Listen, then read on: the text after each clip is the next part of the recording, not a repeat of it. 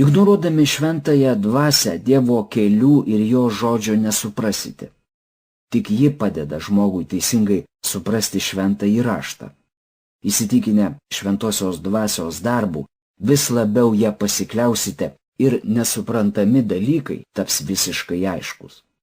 Nesupratę Biblijos ištraukos, jos neužverskite, bet geriau kreipkitės pagalbos į šventąją dvasią. Na, o ji niekada nesisakys jūsų pamokyti ir paaiškinti. Niekas iš šalies, kad ir koks dievotas ar išmintingas būtų, negalės jums paaiškinti ir jūsų pamokyti geriau nei jumise gyvenanti ir jūs pažįstanti šventoji dvasia. Ji prisiima atsakomybę už viską, ko ragina jūs imtis, ir suteikia jėgų daryti tai, ko moko.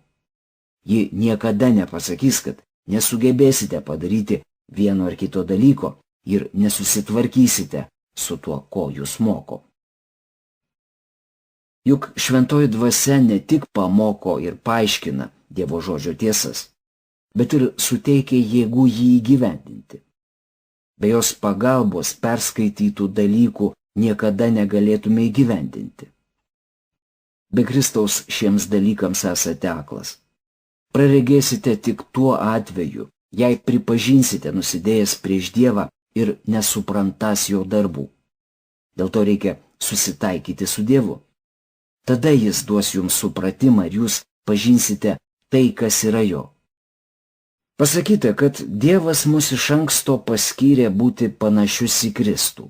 Dėl to mūsų gyvenimo aplinkybės jis pakreipia taip, kad vis labiau panašėtume į Kristų. Viešpas mus tašo, šlifuoja, gludina, dailina. Žodžiu, daro viską, kas reikalinga, kad taptume vieną su savo gelbėtoju ir būtume su juo artimi. Šventoji dvasia mus pašventina. Pašventinimas tai tęstinis procesas, kurio metu keičiamės į Kristaus atvaizdą ir pavidalą. Šventoji dvasia apkaltina mus dėl nuodėmės ir parodo į teisumą. Kitaip tariant, ji mus kasdien moko. Krikščionių tapote tik dėl to, kad šventoji dvasia apkaltino jūs dėl nuodėmės ir jos padarinių. Kai esate pasirengęs pripažinti savo nuodėmingumą, šventoji dvasia žengia kitą žingsnį ir pamoko, kad vienintelis būdas įgyti nuodėmių atleidimą – tai tikėti viešpačiu Jėzumi Kristumi. Ji parodo Jėzaus aukos reikšmę. Kai tuo patikime, žengiame trečią žingsnį. Turime pasikliauti Kristumi, o ne savo gerais darbais. Jei tikime pasiaukojančią Kristaus mirtimi Golgotoje, tuomet suprantame, kad išgelbėjimą teikia tik Dievas. Taigi, šventoji dvasia mus veda prie išgelbėjimo. Ji moko, kaip vaikščioti dvasioje ir primena, kad tarnaudami Dievui turime pasikliauti tik ja. Ji mums suteikia jėgų ir žinių veiksmingai tarnauti ir nesiremti savo išmintimi bei jėgomis. Vadinasi, bet kurioje gyvenimo srityje teisingi tikinčiojo veiksmai veda prie ištakų šventosios dvasios pamokymų. Dievas Tėvas atsiuntė šventąją dvasią būti mūsų mokytoja. Šventajame rašte išdėstyti 3 pagrindiniai reikalavimai tikintiesiems. Jei norime, kad šventoji dvasia mus mokytų, turime pasikliauti ją kaip mokytoja.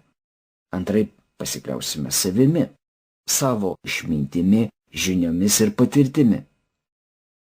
Dažnas krikščionis baigęs seminariją ar teologinę kolegiją pasikliauja savo moksliniu laipsniu. Tačiau nebūtinai daug žinantis žmogus gali pažinti Dievą. Daug žinoti iš Biblijos dar nereiškia išmanyti Dievo kelius. Kai pasitikime Dievo žodžiu, per Dievo malonę tampame jo vaikais, kuriuose apsigyvena šventoji dvasia, ir mes pasikliaujame ją, o ne žmogiška išmintimi. Ne vienas žmogus pats negali pažinti Dievo kelių ir jo išminties gelmių. Tik Dievo dvasia, turėdama labai konkretų tikslą, suteikia mums Dievo žodžio pažinimą ir moko pažinti jo kelius. Be jokių abejonių, šventoji dvasia yra kvalifikuota mokytoja, kuri mus moko labai tikslingai ir daro panašius į Kristų. Jos pamokymai visada yra apreiškimas.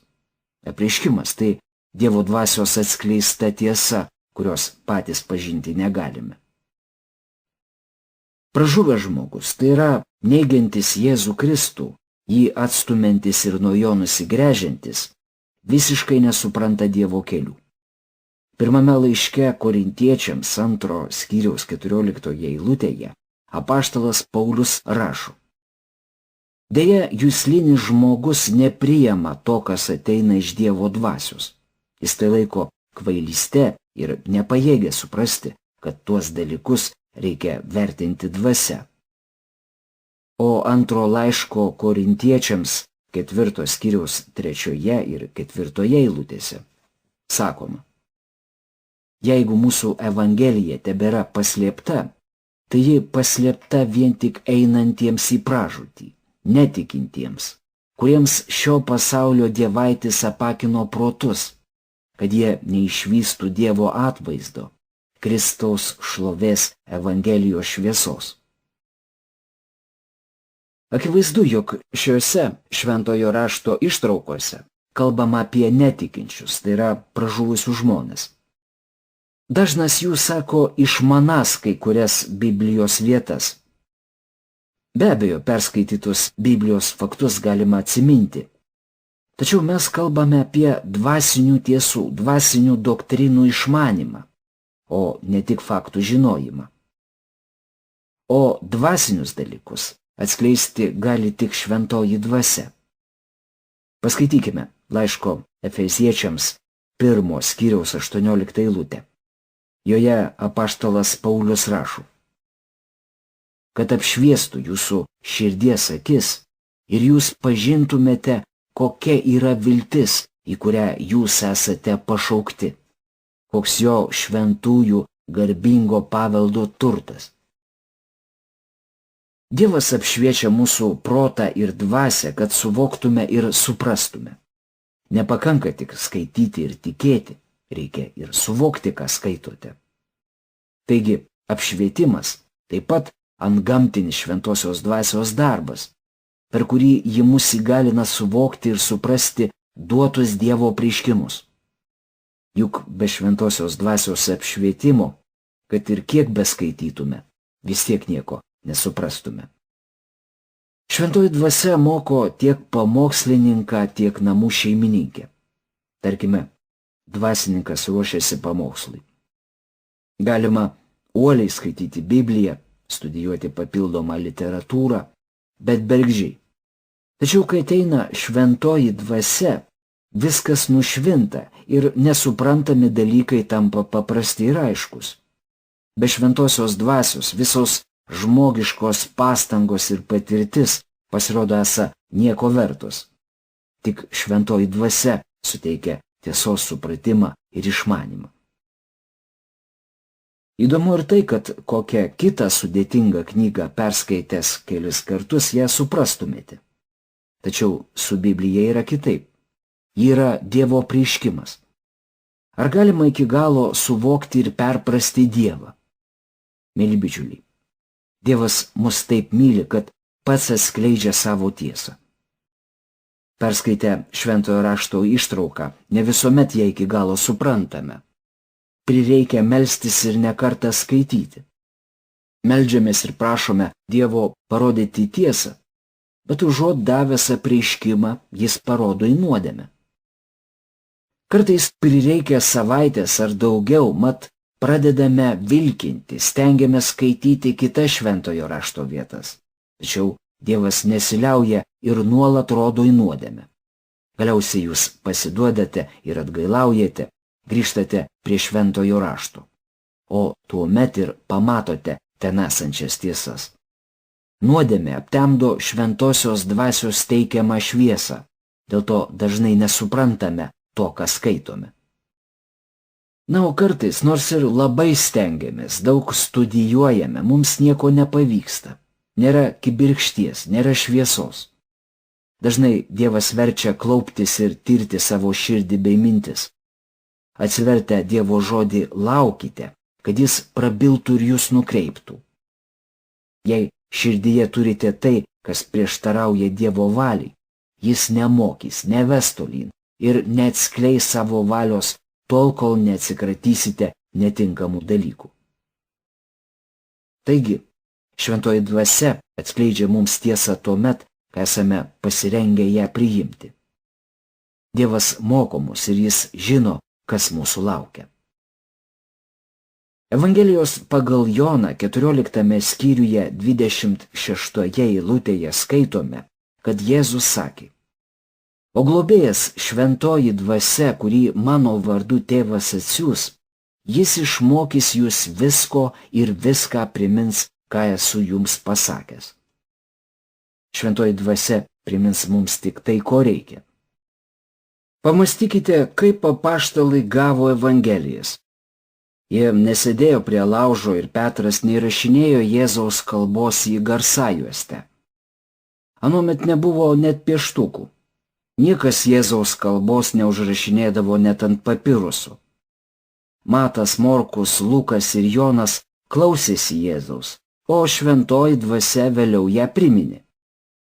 Kiekvienas užrašė Jėzaus žodžius konkrečiu tikslu skirtingoms žmonių grupėms. Kai gyvenime patirėte krizę, dažnai šventoji dvasia primena šventojo rašto eilutę ištrauką pamokslą. Gauname laiškų, kuriuose žmonės rašo, jog būdami vienokiose ar kitokiose aplinkybėse išgirdo mūsų skelbiamą žinią ar prisiminė mūsų laidoje girdėtus žodžius. Visa tai šventosios dvasios darbas. Kaip jau minėjome ankstesnėse mūsų laidose, jei jumise nebus Dievo žodžio, nebus ir ką priminti.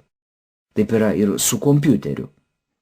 Kai Dievo žodis bus jūsų mintyse ir širdyje, reikiamų metu šventoji dvasia būtinai jį primins. Evangelijoje pagal Joną 16 skyriaus 13 eilutėje parašyta: Kai ateis toji tiesos dvasia, ji ves jūs į tiesos pilnatvę. Ji nekalbės iš savęs, bet skelbs, ką bus išgirdusi ir praneš, kas turi įvykti. Taigi, šventoji dvasia ne tik apreiškia Dievo žodį, apšviečia ir primena reikalingus dalykus, bet ir veda mus ir rodo, kaip sužinotas tiesas taikyti gyvenime. Visi patiriame skirtingų sunkumų, vargų, išmėginimų bei pagundų.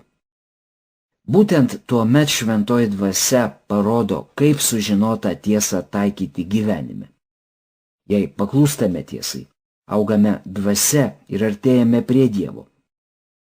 Šventoji dvasia apsigyveno mumyse, ji mūsų mokytojas. Ji apšviečia mūsų protą ir širdį, primena tai, ką reikia žinoti, ji mus veda. Tačiau visa tai realu tik tuo met, kai paklūstame ir vykdome jos nurodymus. Neįmanoma atskirti šventosios dvasios mokymo nuo paklusnumo jai. Mūsų maištas slopina dvasinį augimą. Šventoji dvasia gali mokyti ir teikti jėgų, bet mes turime jai paklusti. Tik tuomet būsime keičiami. Mes auksime ir būsime panašus į Kristų. Įsiklausykite į jumyse gyvenančios šventosios dvasios balsą. Pasikliaukite ją ir ji suteiks jums jėgų gyventi pagal jos pačios duodamus nurodymus. Tuomet Dievo žodis taps vis labiau suprantamesnis. Jūs sparčiau auksite dvasia ir geriau pažinsite mūsų viešpatį Jėzų Kristų.